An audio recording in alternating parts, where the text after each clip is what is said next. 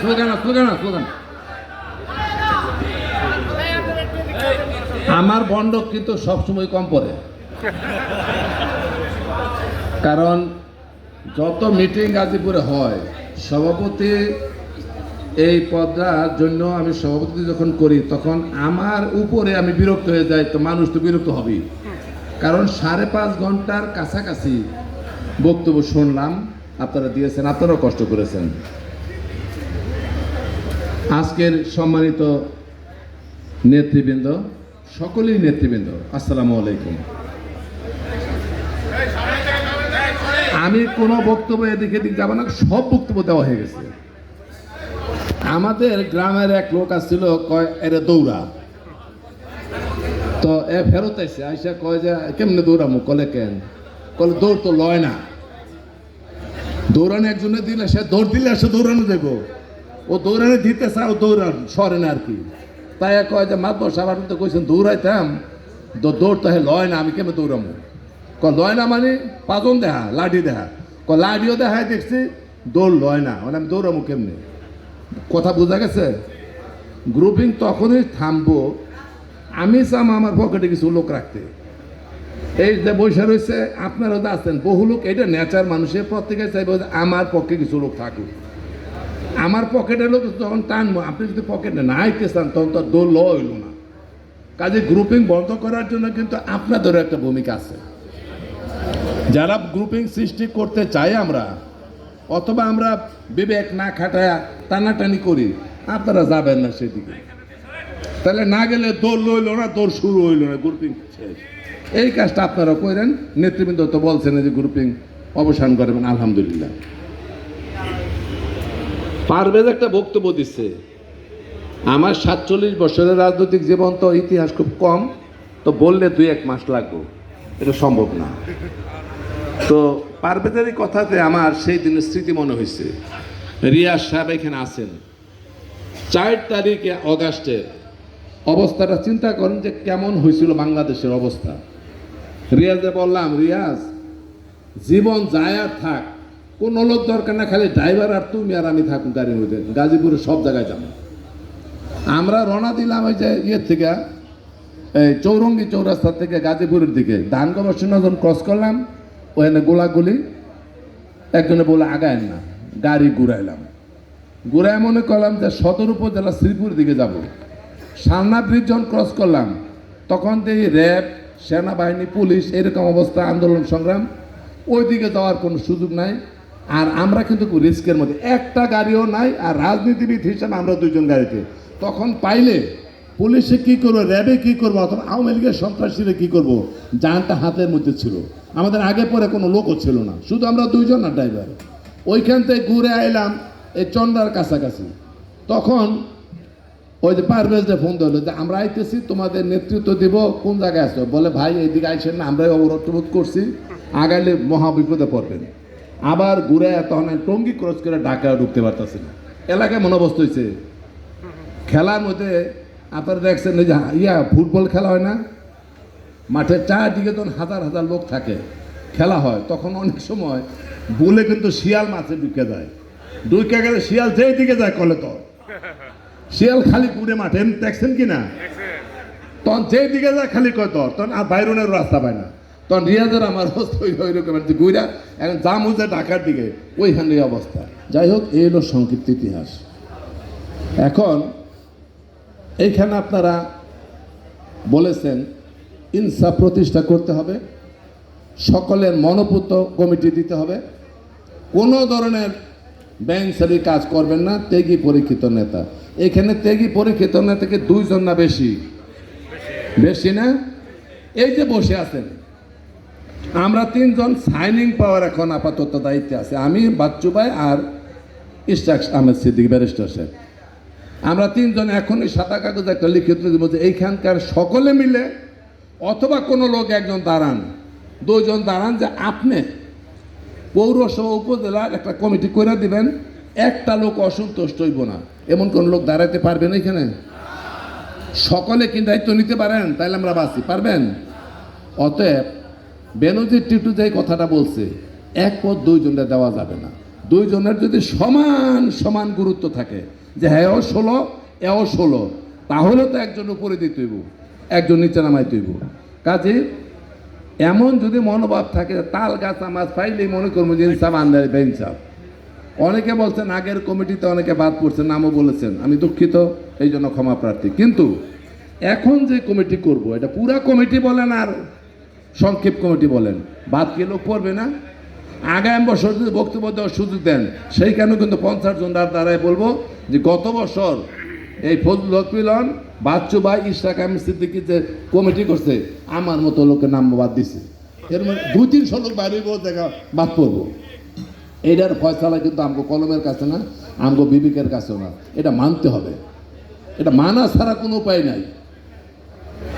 আপনি আমার দিকে তাকান তো, এত পাগল হওয়ার জন্য এত মেরেশানি, এত দুঃখ নেবেন না।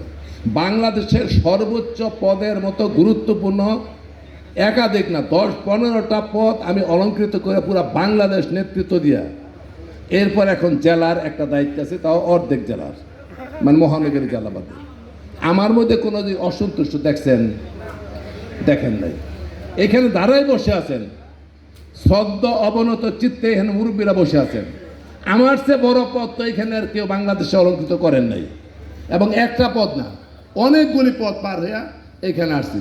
আমি ছাত্র দলের প্রেসিডেন্ট ছিলাম, স্বেচ্ছাসেবক দলের কেন্দ্রের সেক্রেটারি ছিলাম, বিএনপির ছাত্র বিষয়ক সম্পাদক ছিলাম, অবিভক্ত ঢাকা বিভাগের ফরিদপুর ময়মনসিংহ সহ সেটা সহ সাংগঠনিক ছিল না, একমাত্র সাংগঠনিক সম্পাদক ছিলাম।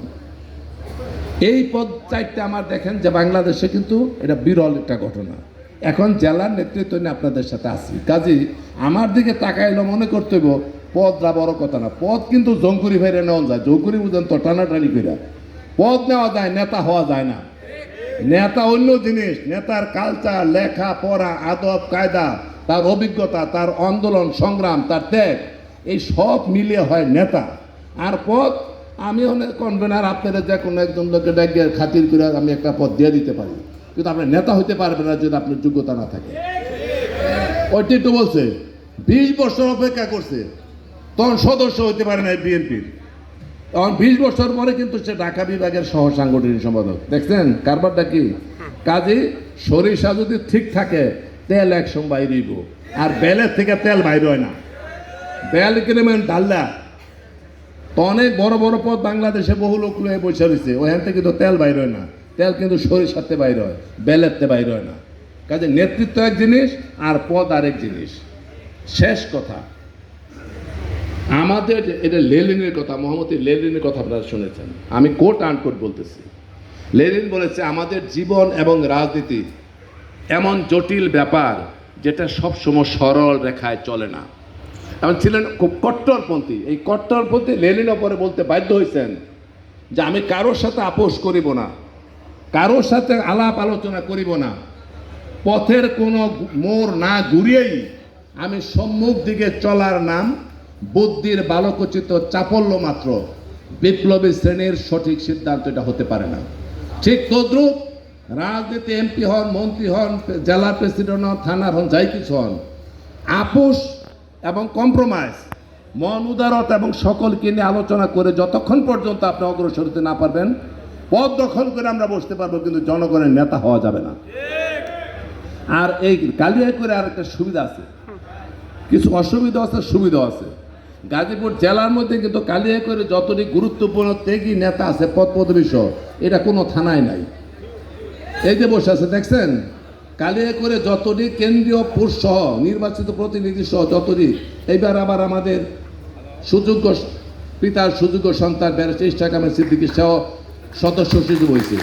তাইলে এখন চিন্তা করলে 4-5 জন নেতা এখানে এমন, যেটা অন্য কোনো থানায় গাজীপুর জেলা বা মহানগরীতে নাই।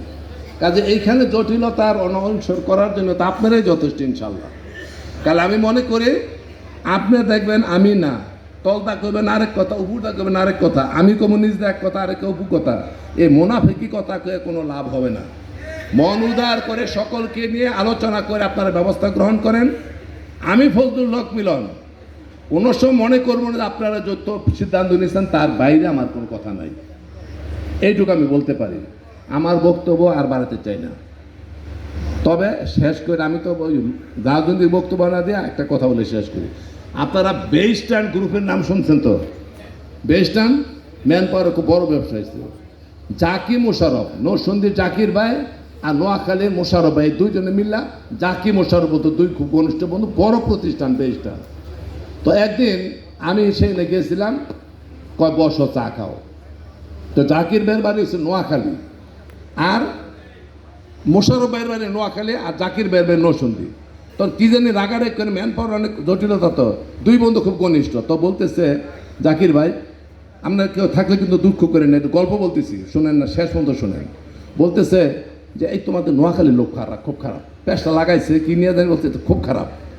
পরে কি কইলা, নোয়াখালীর লোক আমি কোথাকার, কলে দোস্ত খালি তুমি বালা। তা একজন ডেপুটি ম্যানেজার আয়া হাত করে স্যার আমার বাড়ি নোয়াখালী, কলে খালি তুমি ভালো। তার একজন এসে স্যার আমি হচ্ছে অ্যাকাউন্ট স্যার আমার বাড়ি হচ্ছে নোয়াখালী, কলে খালি তুমি ভালো। তো এটা কইতেছে কেটা, মোশারফ ভাই কইতেছে, জাকির ভাই কইতেছে মোশারফ ভাই। পরে মোশারফ মোশারফ ভাই কয় তুমি প্রথম কইলাম সব লোক খারাপ, আমারে ভালো করে ডেপুটি ম্যানেজার অ্যাকাউন্ট যাইতেছে সবাই ভালো কইতেছে, তো ভালো কোনটা তো বুঝতে পারতেছি না, আমি ভালো না হেরা ভালো। তো এই যে পদ পদবি বন্টন করার সময় কেন আমি যোগ্য থেকে, আমি যোগ্য থেকে, এই বন্টন কিন্তু আমরা এইভাবে করতে পারবো না যদি আপনারা না মানেন। মানতে হবে, সিদ্ধান্ত দেওয়ার পরে সেটা মানতে হবে, মানার মধ্যে কিন্তু নেতৃত্বের দৃঢ়তা এবং ঐক্যবদ্ধ প্রচেষ্টা। আমি মনে করি এই মাটি পবিত্র মাটি, কালিয়াকৈরের মাটি, যে জায়গাটা আসছি এখানে অনেক রাজনৈতিক বর্ণাঢ্য রাজনৈতিক জীবনের এবং তার পারিবারিক ঐতিহ্যের একটা স্মৃতি বিজড়িত। এইখানে যে কথা সবাই বললেন সেটা মেনে আমাদের চলতে হবে। ইশরাকের দুইটা কথা আমার মনে হয়েছে আজকে, এই দুইটা কথা আমি না করছিলাম, তোনোটা সে বলছে, কিন্তু পরে দেখলাম যে এর করতেছে সত্য হয়েছে। আমার মনে হয় একটু স্টার ফেভার করতেছে তার কারণ হলো গতকালকে গাজীপুরে আমরা শাহাদাত বার্ষিকের আলোচনা করলাম, সকালবেলা বৃষ্টি, আমি করে বাতিজা আঙ্কেল তুমি এটা বন্ধ করো, আমার লক্ষণ ভালো না। কয় আঙ্কেল চিন্তা করেন না, লোক বইরে দেবো, আপনি বাতিল করেন। আমি কেন সব জায়গায় বাতিল করছি, রূপগঞ্জ আমার তো মনে কেমন জানি ডিস্টার্ব, কয় চলেন। আসলে কালকের আলোচনা সভা একটা সাকসেসফুল আলোচনা সভা করছি। আজকে সকালে যখন ঢাকাতে রওনা দিচ্ছি, ফ্লাইওভারের উপরে উঠতে পারে মুষলধারে বৃষ্টি। আমি বললাম যে আঙ্কেল লক্ষণ ভালো না, কেমনে কী করবা? কয় কোনো অসুবিধা নেই আসেন। আমি বুঝলাম যে কই করবো, ড্রয়িং রুমে এত লোক জায়গা লিব না, এইখানে এসে এই বিশাল ঘর বানাই লেছে। আমি বললাম এটা কি ঘটনা, কি এটা করতে হলো? বিশাল ঘর, বাতি, এসি এবং সব কিছু কমপ্লিট। তার মানে কাজটা খুব ডিসিপ্লিন এবং সুন্দর অনুযায়ী করছে। আলহামদুলিল্লাহ খুব সুন্দর হয়েছে। বক্তৃতা বাবুল ভাই সহ যারা দিছে খুব মনোযোগ দিয়ে শুনছি। সকলে যদি আমরা মনটা পরিষ্কার করি, আন্তরিক হই, আপনাদের যদি ঐক্যবোধ পাই, ইনশাল্লাহ গাজীপুরকে আমরা শক্তিশালী করতে পারবো। এই ক্ষেত্রে সকলের সহযোগিতা এবং ধৈর্য ধরে আপনাদের আগাতে হবে। এইটুক মাথায় যদি থাকে তাহলে আমরা আমাদের গৌরবোজ্জ্বল ইতিহাস ধারণ করে আগামী দিনে কাজ করতে পারবো। দেশ নেত্রী বেগম খালেদা জিয়ার মুখ উজ্জ্বল করতে পারবো। জনাব তারেক রহমান ভারপ্রাপ্ত চেয়ারম্যানের নির্দেশ অনুযায়ী আগামী সুন্দর বাংলাদেশ গড়ার জন্য আমরা ঐতিহাসিক ভূমিকা পালন করতে পারবো। এই কথা বলে আপনাদের সকলকে ধন্যবাদ জানিয়ে দোয়া চেয়ে আপনাদের কাছ থেকে আমি এইখানেই শেষ করছি এবং আজকের আলোচনা সভা এইখানেই সমাপ্ত ঘোষণা করছি। স্বেচ্ছাসেবকের শৃঙ্খলায় যারা দায়িত্বে ছিল সকলকে ধন্যবাদ এবং জাতীয় নেতৃবৃন্দ সবাইকে ধন্যবাদ। বাংলাদেশ জিন্দাবাদ, জাতীয়তাবাদী দল জিন্দাবাদ, দেশ নেত্রী বেগম খালেদা জিয়া জিন্দাবাদ, শহীদ জমর হোক, জনাব তারেক রহমান জিন্দাবাদ, কালিয়াকৈর উপজেলা ও পৌর বিএনপির সম্মানিত নেতৃবৃন্দ, আসসালামু আলাইকুম।